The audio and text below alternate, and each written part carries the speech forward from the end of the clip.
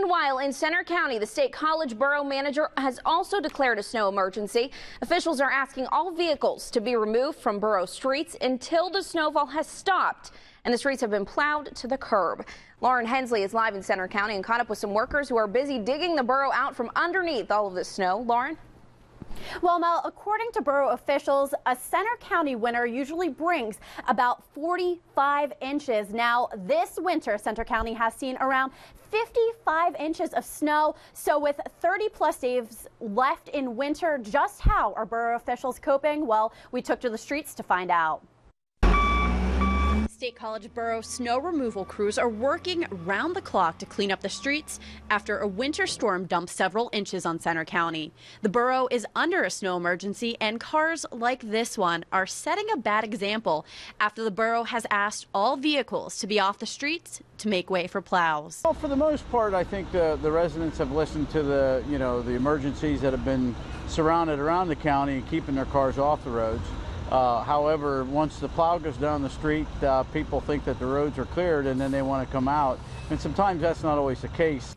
Crews have been working since 3 Saturday morning to clean up after the snow. According to Brooks, their job will continue well into the night. He says as the snow piles get higher on the side of the road, crews will have to do a second or even third round of plowing to make sure it isn't toppling into the streets.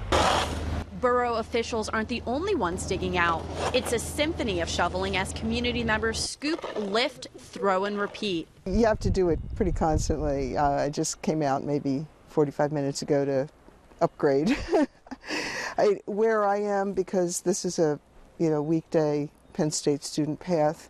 It gets really beaten down, and if I can't clear to the ground, then it gets much, much harder to clear. And others are keeping an eye on those neighbors who might be out of town. It's actually a good friend of mine who's just out of town for the day, so I was out and about and stopped by and noticed that it wasn't cleared, so I just grabbed the shovel.